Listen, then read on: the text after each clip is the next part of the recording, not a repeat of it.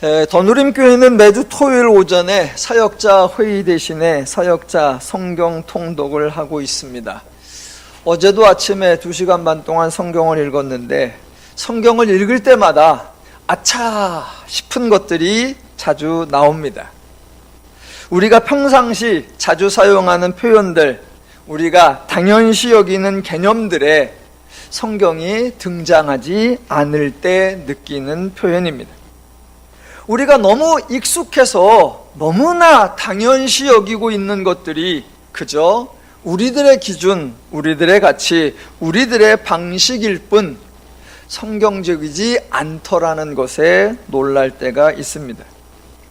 예전에 어느 어르신은 뭉치면 살고 흩어지면 죽는다, 이 말이 성경에 나오는 말씀인 줄 아셨다고 하고요. 또 어떤 젊은이는 인내는 쓸고 열매는 달다, 이것이 하나님의 말씀인 줄 알았다고 했습니다. 아니, 어떻게 그런 생각을 했습니까? 라고 했더니 우선 성경을 안 읽어봤으니까 그런 게 성경에 안 나오는 줄은 몰랐고요. 대신 목사님의 설교 중에 하도 그런 말을 많이 하니까 당연히 성경에 나오는 줄 알았지요 라고 했다고 합니다.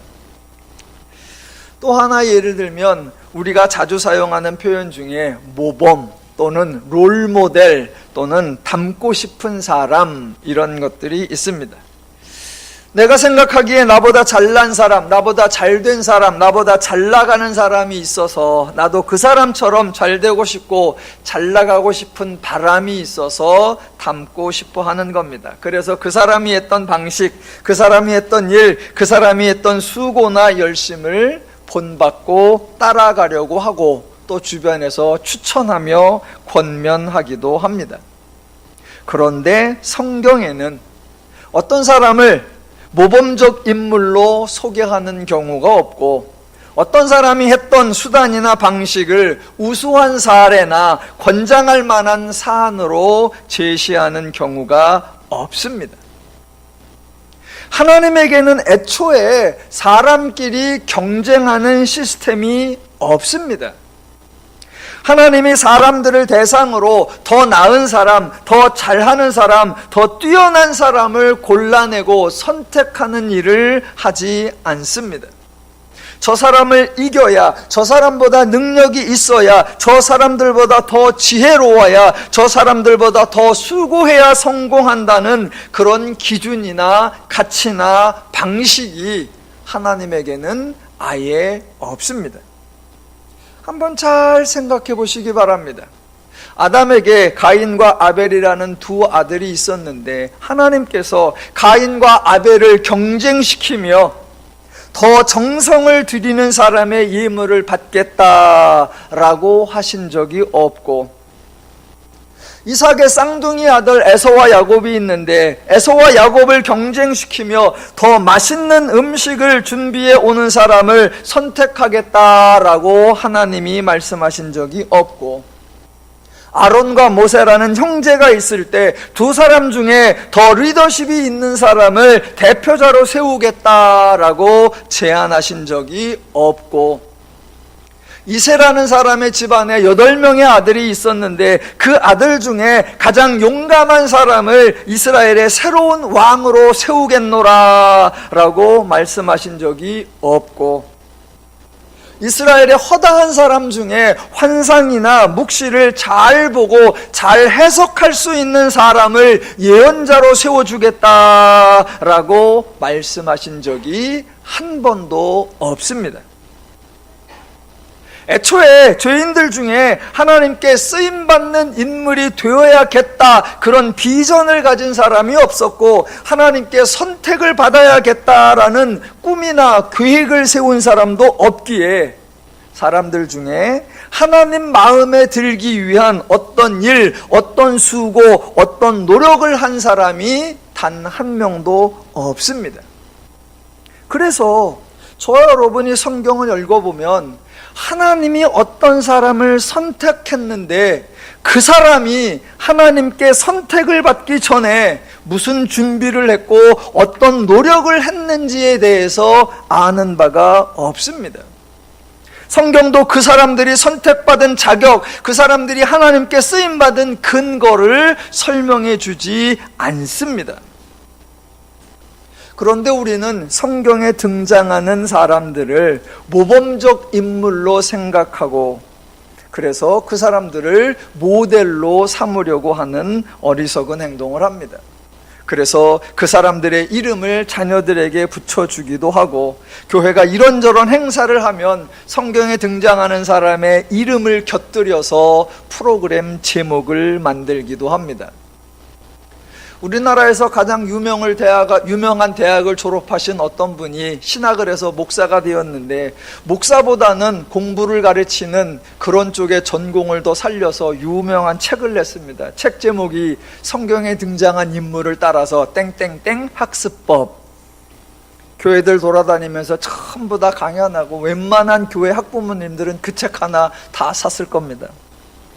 또 가을이 되면 전국의 많은 교회들이 서울에 있는 어느 교회가 주관하는 땡땡땡 기도회 이런 것을 20일간 다 같이 전개합니다.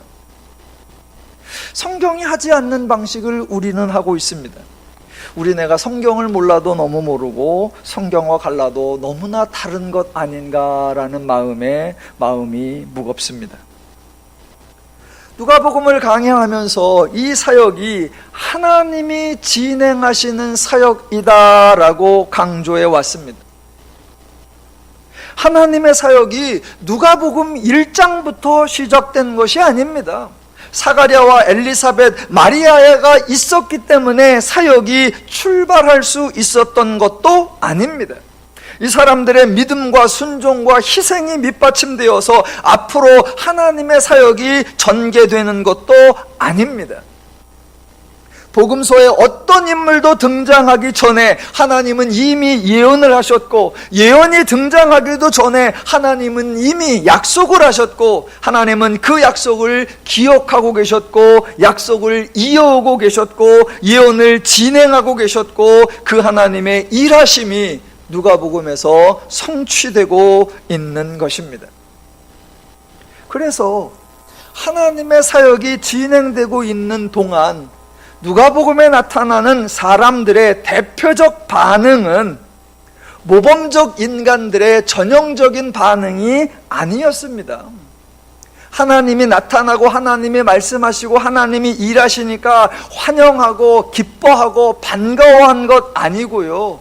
본문대로라고 하면 놀라며 두려워하며 무서워하며 이상히 여겼더라입니다. 누가복음 1장 12절 사가랴가 보고 놀라며 무서워하니 21절 백성들이 사가랴를 기다리며 그가 성전 안에서 지체함을 이상히 여기더라. 29절 처녀가 그 말을 듣고 놀라 이런 인사가 어찌함인가. 2장 9절 주의 사자가 곁에 서고 주의 영광이 그들을 두루비침에 크게 무서워하는지라. 18절 듣는 자가 다 목자들이 그들에게 말한 것들을 놀랍게 여기되 또 한편으로 그들의 반응은 어찌하여 어떻게 였습니다. 1장 18절 사가랴가 천사들에게 이르되 내가 이것을 어떻게 알리요 내가 늙고 아내도 나이가 많으니이다. 34절 나는 남자를 알지 못하니 어찌 이 일이 있으리요. 모두 한 사람도 예외 없이 하나님이 진행하시는 일들을 예상하지 못했고 기대하지 못했습니다. 당연히 준비한 사람도 없습니다. 이런 사람들이 하나님의 일에 사명감을 가지고 있었을까요? 주님의 일을 완수하겠다고 충성했을까요? 누가복음 1장과 2장의 등장인물들은 주의 천사를 만나고 하나님이 행하실 일에 대한 예언을 듣고 하나님이 행하시는 일을 직접 경험한 후에 어떠한 역할도 없이 본문에서 조용히 사라집니다. 그래서 등장인물이 곧 퇴장인물입니다.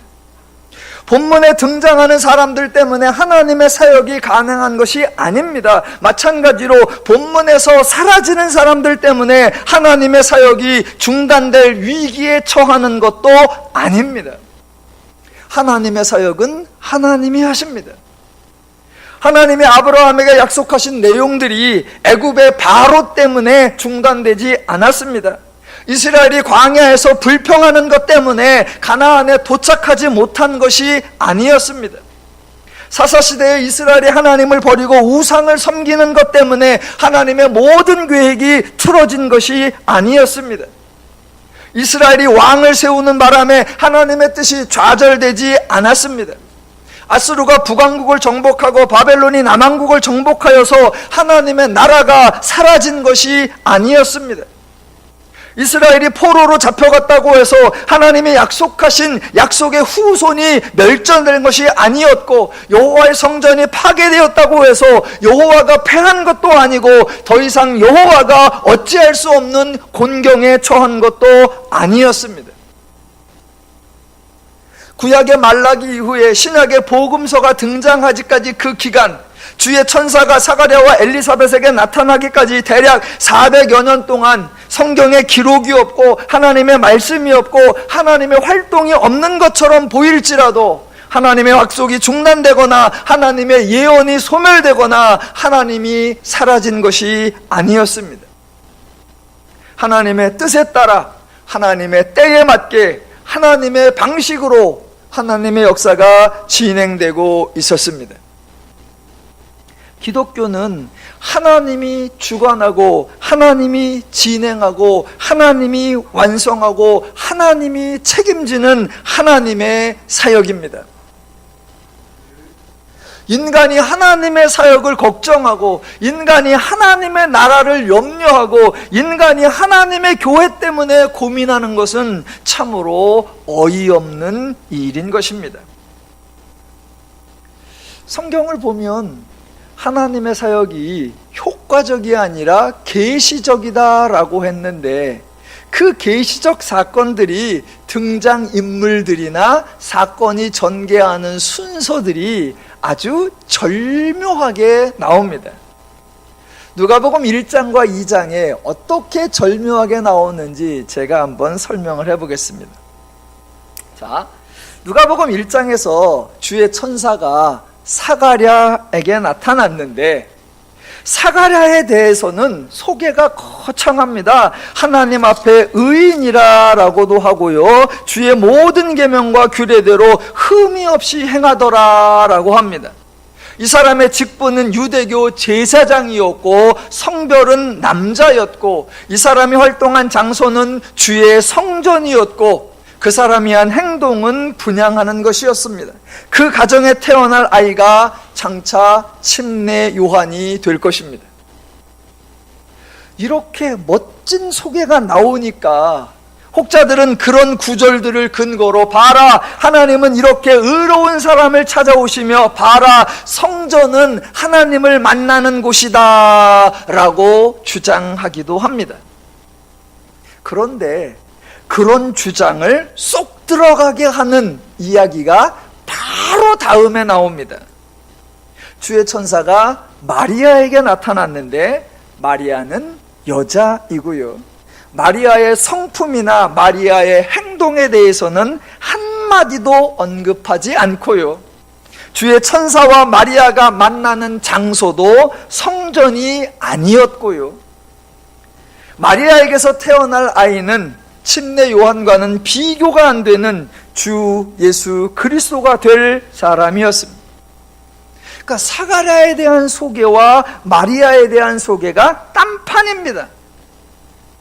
만약 사가랴에 대한 소개를 듣고 이렇게 의로운 사람이라 하나님이 찾아오셨고 주의 성전에서 하나님을 만나는 겁니다 라고 말한다면, 주의 천사가 마리아를 찾아온 것에 대해서는 어떤 근거가 있다고, 어떤 자격이 있다고 주장할지 매우 궁금합니다. 2장에서도 유사한 상황이 순서가 바뀌어서 다시 한번 나옵니다. 자, 마리아가 아들을 낳았습니다. 그냥 어떤 처녀가 아들을 낳은 정도가 아니라 주의 천사가 마리아에게 예언한 내용이 정말 거창했습니다. 1장 31절 이하에 근거하면 큰 자가 되고 지극히 높으신 이의 아들이라 일컬어질 것이고 주 하나님께서 그 조상 다윗의 왕위를 그에게 주실 것이고 그가 영원히 야곱의 집을 왕으로 다스릴 것이며 그 나라가 무궁할 것이고 나실 바 거룩한 이는 하나님의 아들이라 일컬어질 아들, 그 아들이 태어나는 겁니다. 더 나아가 주의 천사가 목자들에게 말한 2장 11절을 근거하면 다윗의 동네에 너희를 위하여 구주가 나셨으니 곧 그리스도 주가 태어나는 겁니다. 이렇게 역사적인 순간에 이렇게 위대한 구주 예수 그리스도를 만나보러 가라고 하나님이 초청한 사람이 대제사장이 아니고 제사장이 아니고 랍비가 아니고 율법사가 아니고 유대의 왕이 아니고 로마의 총독이 아니고 그저 동네 아저씨들 목자들이었습니다. 그냥 동네에 어느 집에 한 해 태어났으니까 아이고 가서 고기라도 한 건 끊어줘, 이게 아니라 하나님의 예언대로 하면 800년, 약속대로라고 하면 2000년, 그 하나님의 위대한 사역이 드디어 전개되는 이 순간에 하나님이 증인으로, 하나님이 목격자로 현장에 부른 사람이 누구냐? 그냥 목자들이었습니다. 성경은 목자가 선택된 근거, 목자가 초청된 자격에 대해 단 한마디도 어떤 설명도 하지 않습니다. 그리고는 바로 이어서 목자들과 완벽하게 대조되는 사람들이 등장합니다. 요셉과 마리아가 아기를 데리고 예루살렘에 올라갔고요, 성전에 갔다라고 하는데 그 성전에 아주 특별한 사람, 대단한 사람, 엄청나게 소개되는 사람이 두 사람 등장하는 겁니다. 25절 이하에 근거하면 시므온이라는 사람이 있는데 의롭고 경건하여 이스라엘의 위로를 기다리는 자라입니다. 목자들과는 차원이 다르게 소개되는 사람이 있는데 이 사람이 아기 예수를 만나는 곳이 어디냐? 들판이 아니라 성전입니다. 목자들은 아기 예수를 찾아가서 그저 자기들이 들은 얘기를 전달할 뿐 자기들 얘기는 한마디도 하지 않는데 이 시므온은 아기 예수를 안고서는 29절로 32절까지의 실로 엄청난 찬양을 쏟아 놓습니다. 목자들과는 너무나 대조가 되는 등장이에요. 시므온 이야기 다음에는 한편으로는 목자가 되고 다른 한편으로는 시므온가 되는 사람이 한 명 더 등장합니다. 안나. 36절 이하에 근거하면 시므온과 비교해 볼 때는 안나는 여자이고 과부이고, 목자들과 비교해 보면 이 여인은 성전을 떠나지 아니하고 주야로 금식하며 기도하는 사람이었다라고 합니다. 그러니까 1장에서 사가랴와 마리아가 너무 대조적으로 나오고 2장에서 목자들과 시므온 안나가 완벽하게 대조되어 나옵니다. 한쪽은 마치 자격이 있는 것처럼 나오고 다른 한쪽은 전혀 자격이 없는 것처럼 나옵니다. 대신 양쪽 모두에게 적용되는 공통점이 있습니다. 하나님이 그들을 찾아오셨다라는 겁니다. 하나님이 그들에게 은혜를 주셨고 하나님이 그들을 인도하셨다라는 것입니다. 이것이 기독교의 메시지입니다. 인간 때문에, 인간 덕분에 하나님의 일이 가능한 것이 아니라 하나님이 직접 행하시는 일에 하나님이 다양한 인간을 초청하신다. 각계각층의 인간, 자격이 있든 없든 상관없이 남녀노소 빈부 귀천 상관없이 인간을 초청하여 하나님의 사역을 보게 하고 듣게 하고 경험하게 하여 하나님을 알게 한다라는 것, 이게 성경의 선포요, 이것이 성경의 강조입니다. 성경은 우리에게 어떤 모범적 인물을 소개하고 모범적 방식을 제안하면서 그렇게 행하여 그런 사람이 되어라 라고 말하는 것이 아니라 인간을 사랑하시는 하나님, 인간을 위해 일해 주시는 하나님을 소개하는 것입니다. 자, 1, 2장을 정리하면서 하나 더 살펴보면요, 1장과 2장에는 종교적인 내용이 많이 나옵니다.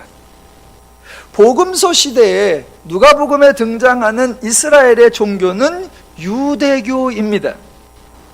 제가 여러 차례 반복해서 설명드렸었는데, 구약의 이스라엘 종교와 복음서의 이스라엘 종교는 완전히 다릅니다. 착각을 하시면 안 됩니다. 많은 분들이 구약이든 신약이든 이스라엘은 나름대로 하나님을 잘 섬겼다라고 생각합니다.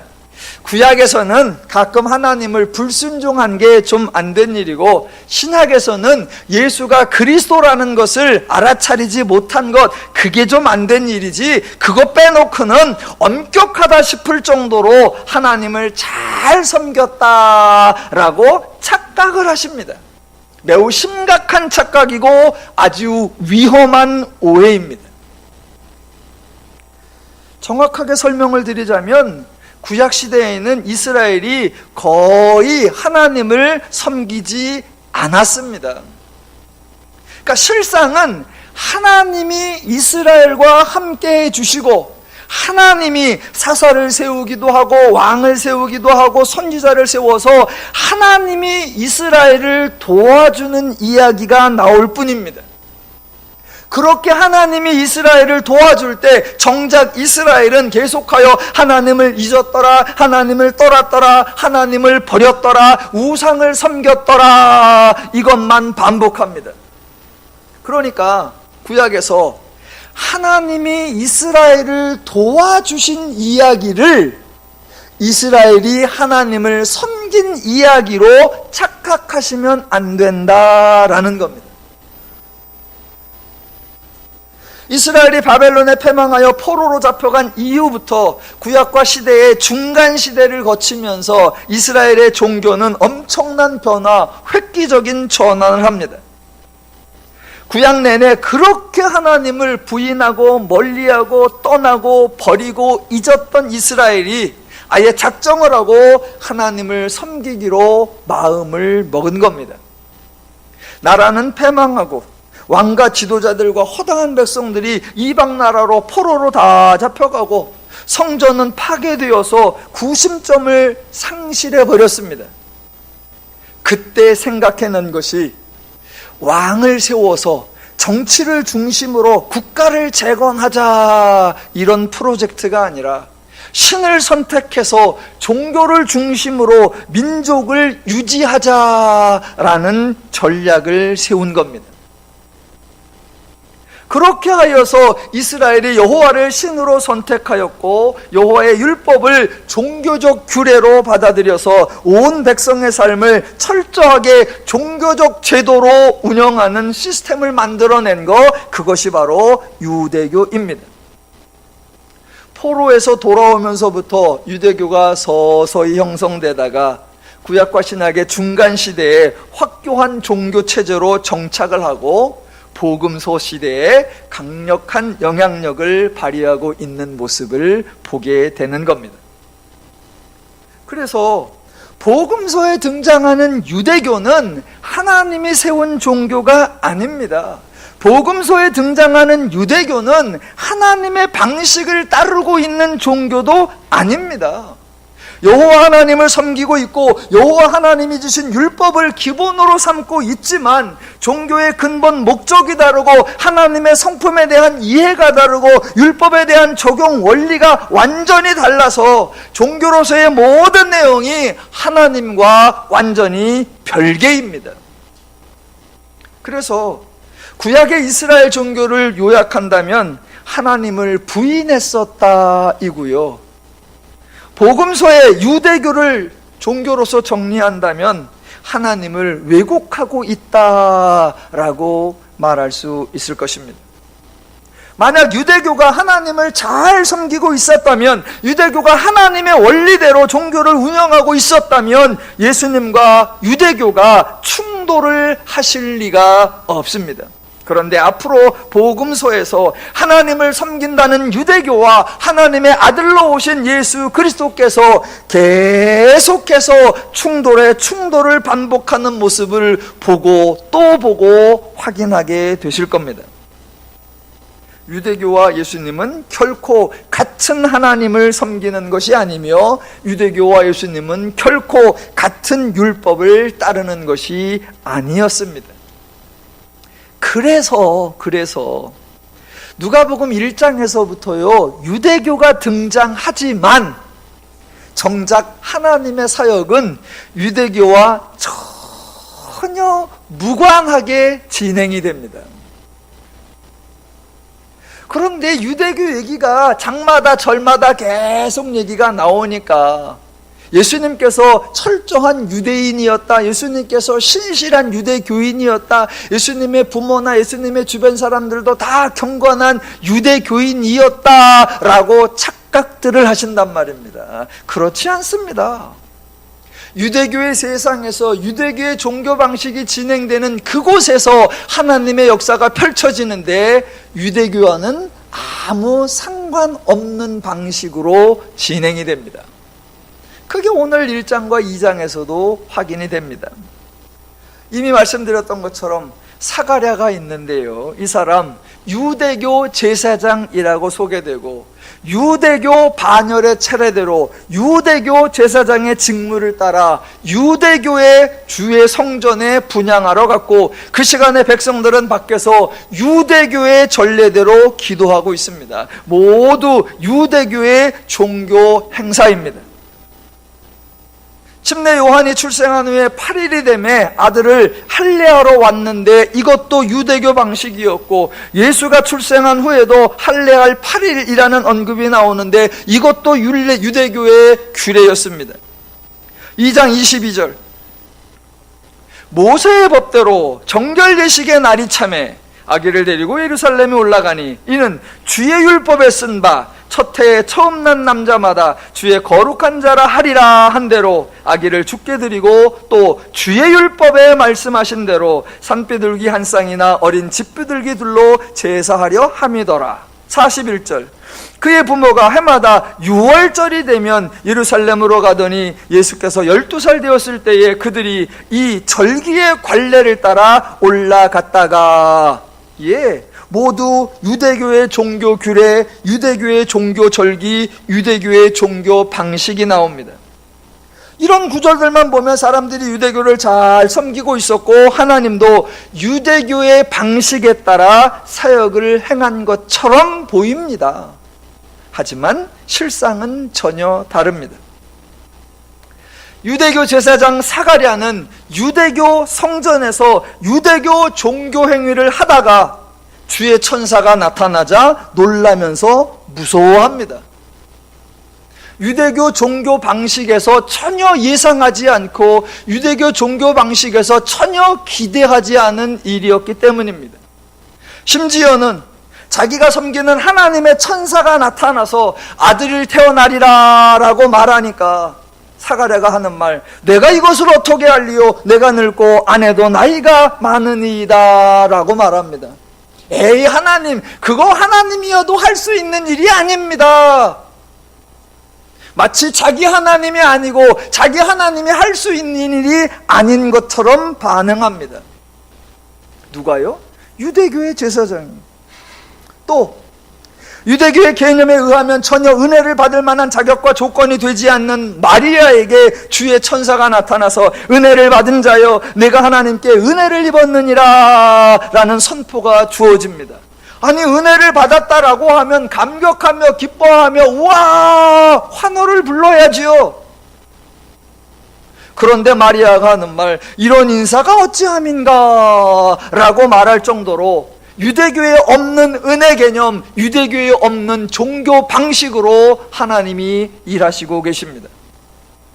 또 당시에 유대교에 종사하는 사람들은 주를 만나는 사람이 될 수 있도록 거룩함과 정결함을 유지하려고 무지하게 애를 썼는데 정작 주의 천사는 종교적 공로가 없는 사람, 정기적으로 기도나 금식이나 구제를 행하지 않는 사람, 꼬박꼬박 11조를 내지 않는 사람, 삶에서 의로움을 인정받는 사람이 아닌 사람, 즉 허접한 목자들에게 나타났습니다.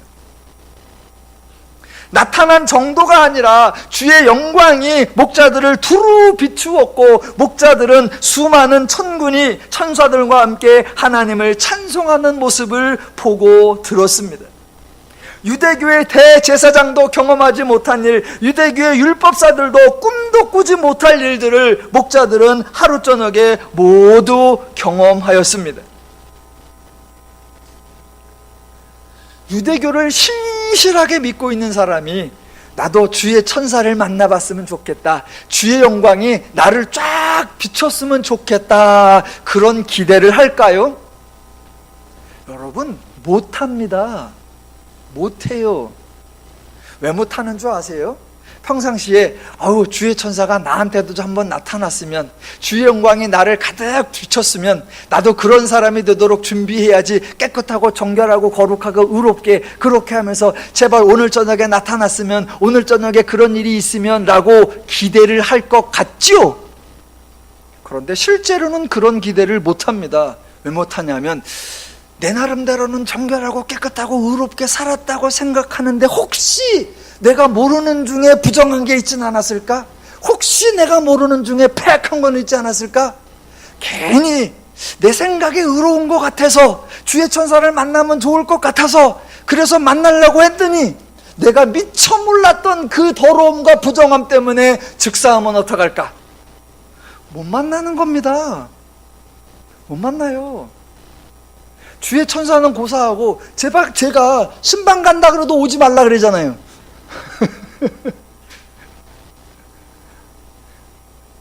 그런데 자기가 나름 흠과 티가 없다고 생각하는 사람들도 정작 주의 천사가 내일쯤 갈게 그러면요, 아니요.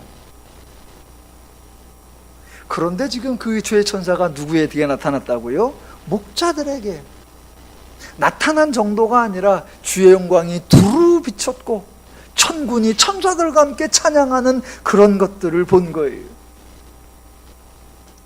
천사들이 떠나니까 목자들이 하는 말, 주께서 우리에게 알리신 바 이 이루어진 일을 보자 그러면서 마리아와 요셉을 찾아갑니다. 자기들이 꿈을 꾼 건지 자기들이 헛것을 본 건지 과연 자기들이 살아남을 건지 직접 보자서 확인하려고 요셉을 찾아가 아기를 찾았고, 가니까 진짜로 있어서 맞구나 라고 확인했고, 천사가 자기들에게 아기에 대한 말들을 그대로 요셉과 마리아에게 전해 주었고, 마리아는 그 말들을 마음에 새겼다고 합니다. 그런데 여러분, 목자들은 자기들이 천사에게 듣고 직접 마리아와 요셉을 찾아가서 확인한 내용, 단순한 내용이 아닙니다. 어마어마한 내용입니다. 어마어마한 내용. 온 백성에게 미칠 큰 구원의 기쁜 좋은 소식, 다윗의 동네의 구주 곧 그리스도의 주가 나신 소식, 이 엄청난 소식을 경험해놓고 확인해놓고 그 소식을 유대교에 알리지 않습니다. 그날 저녁에는 베들레헴 밖에서 밤에 양을 치고 있다가 천사를 만난 후에 베들레헴 마을 안으로 들어가서 요셉과 마리아를 찾고 아기를 확인하고 그 이야기를 전했습니다. 확인이 됐잖아요. 헛것을 본 게 아니잖아요. 그러면 그 다음날 예루살렘에서 베들레헴까지 가서 유대교의 본부를 찾아가야죠. 대제사장을 만나든 아니면 제사장을 만나든 아니면 랍비를 만나든 아니면 율법사를 만나든 누구 하나 찾아서 제가 경험한 이야기, 제가 들은 이야기, 제가 본 이야기, 제가 확인한 이야기 제가 설명해 드릴게요 라고 말해야죠. 그런데 동방박사라네, 목자들은 안 해요. 그냥 자기 길을 갔더라예요. 왜요?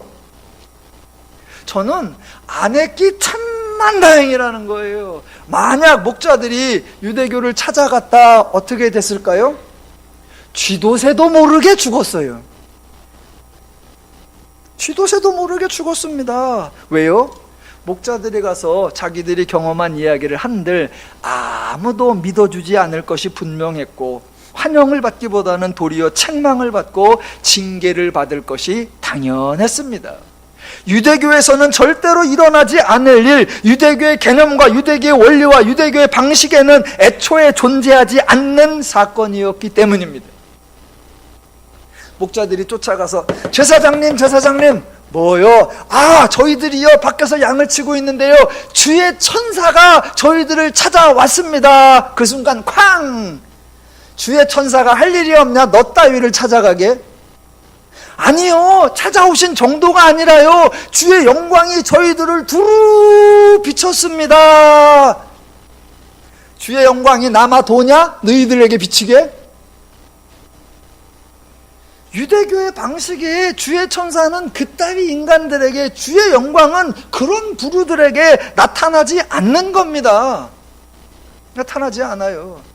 아니요, 제가 혼자 한 게 아니고요 우리 목자들이 여럿이 같이 봤고요 그래서 아이가 태어났는다고 그랬는데 가보니까 실제로 아이가 있더라고요. 증인을 불러올게요. 요셉과 마리아도 오세요. 예, 증인 요셉과 마리아도 흔적도 없이 사라졌더라. 그렇게 될 겁니다. 에이, 실제로 그랬으려고요? 제가 미리 얘기해 드릴게요. 나중에 본문에 나오는데, 성경 본문에 어떤 사람이 태어날 때부터 앞을 못 보던 사람이었어요. 그런데 예수님께서 그를 고쳐주었어요. 그래 놓고 이제 성전에 가서 정결한 사람이 되었다고, 앞 보는 사람이 되었다고 보고하고 확인을 받아라 라고 합니다. 그래서 이 사람이 눈을 뜨고 가서 저 원래 안 보던 사람이 있는데 보게 되었습니다 라고 하니까 인정을 안 해요. 본 걸로 쳐주질 않아요. 어떻게 보았냐? 예수라는 사람이 저를 고쳐주었는데요 그따위가 어떻게 너를 고칠 수가 있느냐? 아무도 믿어주질 않습니다. 그래서 부모를 불러오죠. 얘 진짜 원래부터 안 보던 애 맞아? 근데 지금 보는 거 맞아? 부모도 대답해봤자 안 믿을 게 뻔하니까 하는 말, 저가 컸으니까 쟤한테 직접 물어보십시오. 이제 뒤에 나와요. 뒤에 나와. 그런데 지금 목자들이 가서 주의 영광이 나타났고요 주의 천사가 나타났고요 영광이 우리들을 두루 비췄고요 우리 앞에서 천군과 천사들이 나타나서 하나님을 찬양하는 것을 봤고요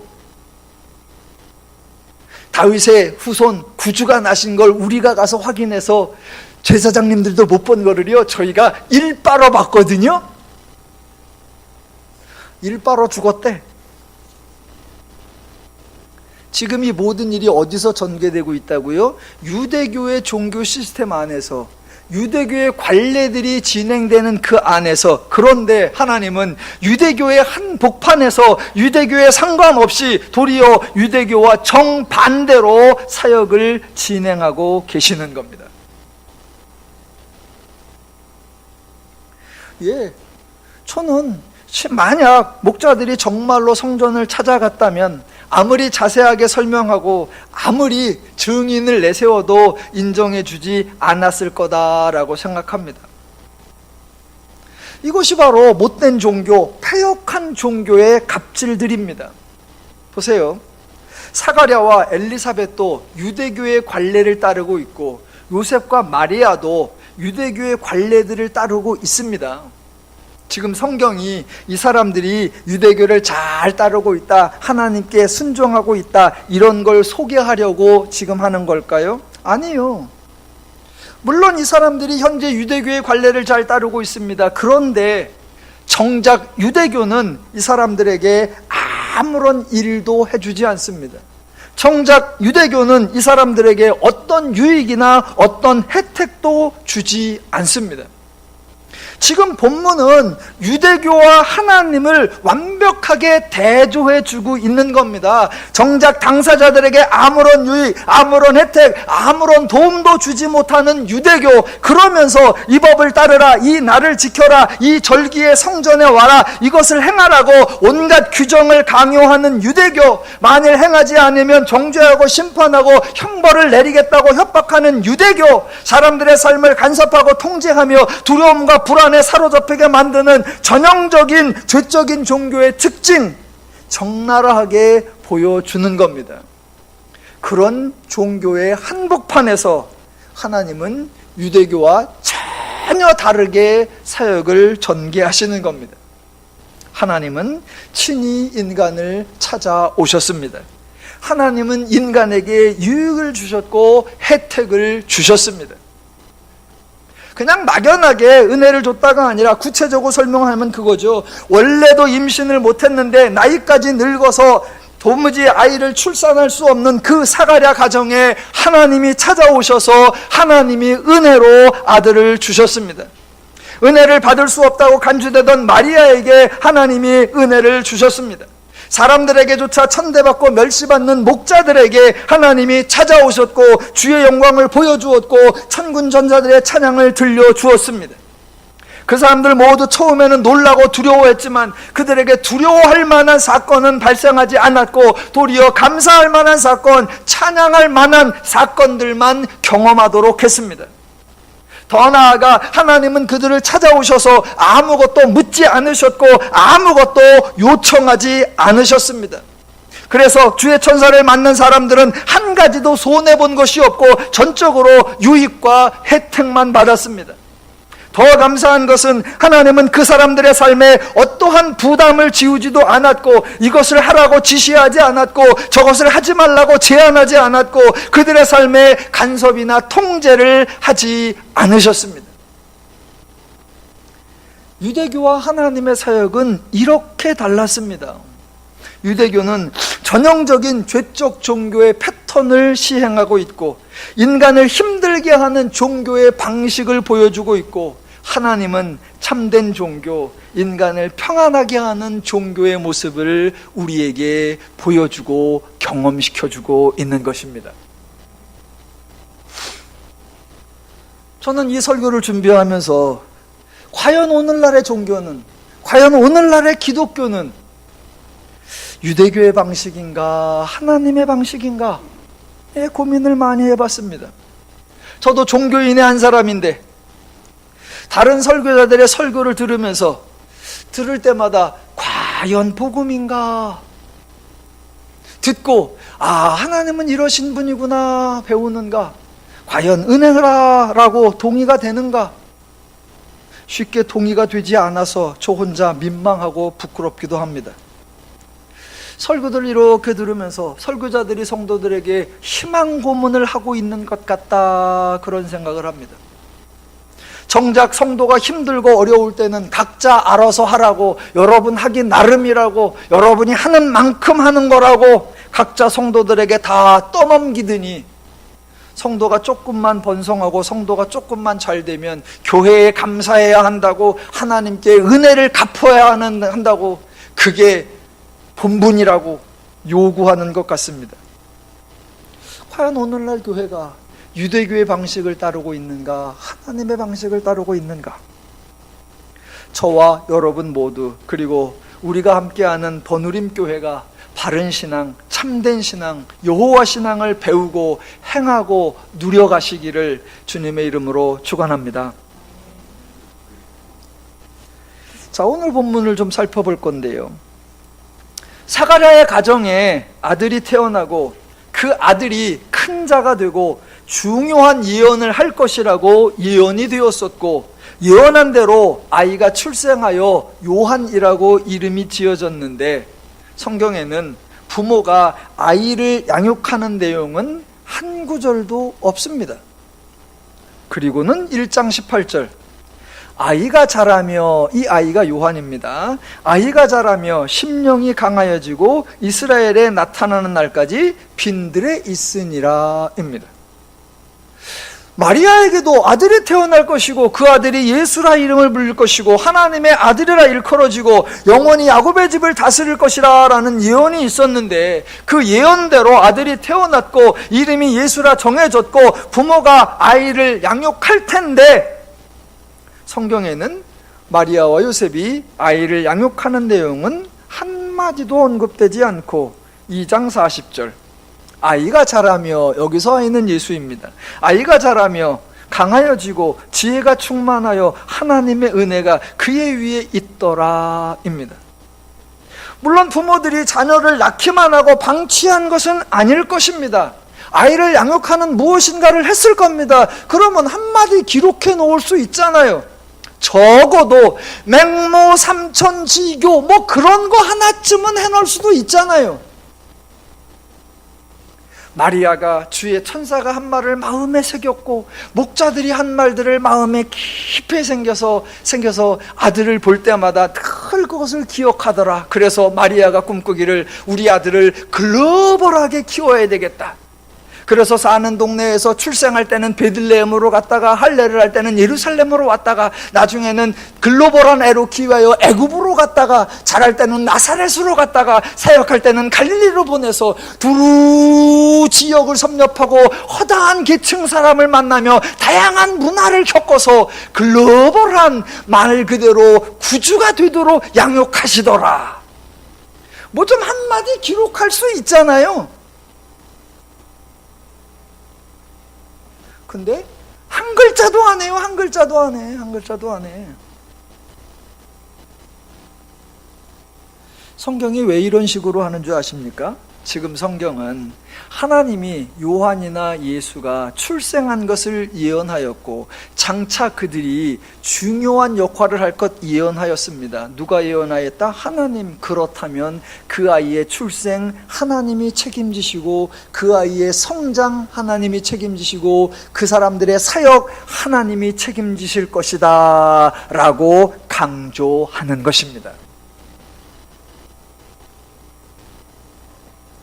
누가복음 2장 41절로 52절까지는 예수의 유년 시절 이야기가 마태, 마가, 누가, 요한 4복음서 중에 유일하게 기록되어 있습니다. 오늘 본문에 예수님과 인간이 처음으로 대화하는 장면, 그리고 예수님께서 복음서 전체를 통해 첫 번째 말씀하시는 내용이 오늘 본문에 나옵니다.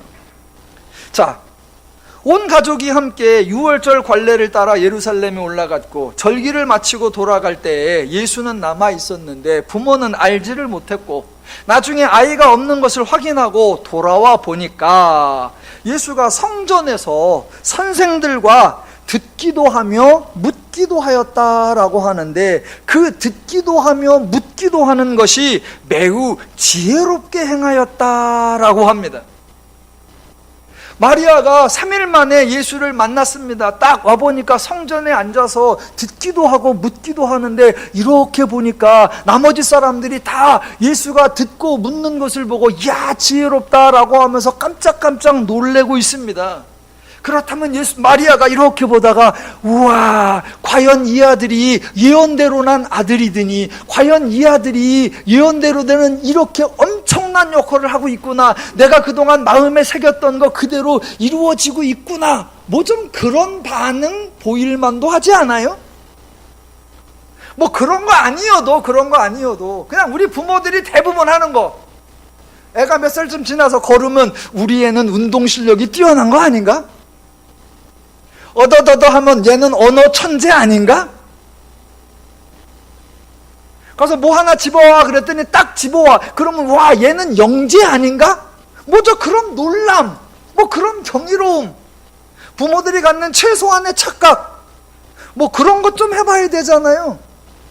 아들 잃어버렸는 줄 알고 승질나 갖고 왔는데 어머 저기 있어 찾았다는 안도감이 있고 대화를 주고받는데 우와 지혜가 기가 막혀. 그러면 우와 좀 놀랄만도 하잖아요. 근데 마리아는 그런 얘기 하나도 없고 딱 한 가지만 문제 삼습니다. 그래 놓고 드디어 첫 번째 대화, 인간이 예수에게 하는 첫 번째 대화가 40절. 그의 부모가 보고 놀라며 그의 어머니는 이르되 아이야 어찌하여 우리에게 이렇게 하였느냐. 보라 내 아버지와 내가 근심하여 너를 찾았노라. 마치 책망하는 듯, 마치 꾸짖는 듯, 마치 짜증나는 듯 말합니다. 그런데 자, 이 장면을 보기 전에 하나만 좀 확인을 해볼게요. 누가복음 1장부터 2장 전체 지금까지 대부분의 사건들은 당연히 예수에게 초점이 맞추어져 있는데 모든 사건들이 마리아에게 연결되어 있습니다. 보세요. 마리아 자신이 주의 천사를 만났고 아이를 통한 아이가 태어날까라는 예언을 들었고요. 그 마리아 이전에 사가랴와 엘리사벳에게 주의 천사가 나타나서 예언을 했는데 그 사건 사건도 마리아에게 연관이 있습니다. 마리아가 내가 어떻게 아들을 낳습니까? 라고 하니까 네가 생각하기에 네가 알고 있는 애 못 난다고 하는 엘리사벳, 그 사람도 애 난다? 가봐라! 라고 해서 마리아가 자기에게 있었던 예언을 확인하러 가는 사건이 엘리사벳 이야기이고요. 마리아가 아기를 낳았을 때 목자들이 마리아를 찾아왔고 주의 천사가 아이에 대하여 하는 말을 모두 전해주었습니다. 그래서 2장 19절 마리아는 이 모든 말을 마음에 새기어이고요. 정결예식의 날이 참에 마리아가 아이를 데리고 예루살렘에 들어갔더니 성전에 누가 있었더라? 아까 말씀드린 것처럼 시므온이라는 사람이 있는데 아기 예수를 이렇게 들고는 어마어마한 찬양을 하더라. 그래서 그 얘기를 듣고 2장 33절 그의 부모가 그에 대한 말들을 놀랍게 여겼더라. 또 성전에 가서 안나라고 하는 여자가 있는데 마리아가 난 아이에 대하여 말하고 마리아가 들었습니다. 그러니까 1장과 2장의 모든 사건들은 마리아에게 연관되어 있고 마리아는 이렇게 아이에 대하여 예수에 대하여 허다한 예언을 들었고 확인했고 기억했고 명심했고 마음에 새기기까지 했습니다.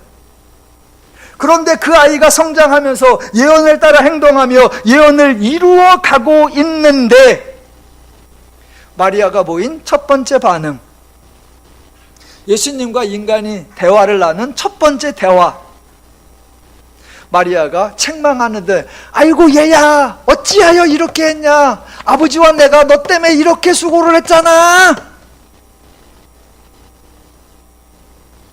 드디어 성경 전체에서 예수님의 첫 번째 말씀이 나옵니다. 그게 49절. 예수께서 이르시되 어찌하여 나를 찾으셨나이까? 내가 내 아버지 집에 있어야 될 줄을 알지 못하였나이까? 예수님이 하신 말씀이 무슨 의미일까? 이건 장차 해나가기로 하고요. 예수님이 이 말씀을 하시니까 그때 마리아의 반응이 50절. 그 부모가 그가 하신 말씀을 깨닫지 못하더라입니다. 오늘 설교 제목이 그래서 깨닫지 못하더라입니다. 여러분이 제 설교를 깨닫지 못하더라가 아니고요. 여러분은 다 깨달으시고요. 누가복음 1장과 2장의 모든 사건이 마리아와 연결시켜서 모든 사건이 마리아에게 알려주고 보여주고 들려주고 가르쳐주고 배우게 하는 건데 그 모든 걸 경험한 마리아의 반응이 예수님의 첫 말씀부터 그가 하신 말씀을 깨닫지 못하더라입니다. 성경은 지금 마리아를 비난하려고 하는 게 아닙니다. 아이고 마리아가, 아니 이렇게 다양하게 직접적으로 간접적으로 여러 번 하나님의 말씀을 이렇게 들려주었는데도 깨닫지 못하느냐라고 조롱하는 것도 아닙니다. 정반대로 성경은 지금 진행되고 있는 모든 사역은 전적으로 하나님이 행하시고 있는 사역이다 라고 강조하는 겁니다. 그래서 설교 도입부에서 말씀드렸듯이 사람들이 있기 때문에 사역이 가능한 것이 아니고 이렇게 의로운 사람, 이렇게 믿음 있는 사람, 이렇게 순종적인 사람이 있어서 이제서 하나님의 나라가 펼쳐지는 게 아니고 이 사람들의 헌신과 이 사람들의 수고와 이 사람들의 열정으로 앞으로 하나님의 사역이 전개될 거다가 아니라 이렇게 보여주어도 이렇게 들려주어도 이렇게 알려주어도 인간은 깨닫지 못하더라. 그래서 하나님이 계획하셔야 하고 그래서 하나님이 진행하셔야 하고 그래서 하나님이 완성하셔야 하고 그래서 하나님이 책임지신다라는 것입니다. 본문에 등장하는 사람들이 자격이 있는 사람이고 하나님의 일에 꼭 있어야 하고 하나님의 사역에 엄청난 도움이 된다, 그런 말을 하는 게 절대로 아닙니다. 반대로라니까요. 하나님이 이렇게 보여주어도 깨닫지 못하고 이렇게 알려주어도 이해하지 못하고 이렇게 증명해 주어도 저들은 깨닫지 못하더라. 그래서 묻지도 따지지도 않고 하나님이 심판과 징계와 형벌 그런 거 원하지 않고 하나님이 전적으로 계획하시고 하나님이 전적으로 일하셔서 하나님이 전적으로 은혜로 하나님이 완성된 것을 선물로 주신다. 이게 기독교의 복음입니다. 이것이 기독교의 사역이고 이것이 하나님의 방식입니다. 우리는 늘 내가 하나님을 위하여 무엇을 해야 하는가 고민하면서 부담스러워하고 내가 지금 하나님의 말씀대로 잘 행하고 있는가 늘 노심초사하면서 불안해합니다. 아니요, 그건 지혜로운 신앙이 아닙니다. 성경이 권면하는 신앙의 양식, 하나님이 나를 위해 행해 주신 일이 무엇인가 궁금해하시고 기대하시고 그걸 알아가면서 감격하시고 하나님이 주신 복들을 풍성히 누리며 즐거워하며 신나하며 행복하는 것, 그것이 지혜롭고 성숙한 신앙입니다. 하나님으로 인해 기쁘고 하나님으로 인해 자유롭고 하나님으로 인해 행복하시기를 주님의 이름으로 축원합니다.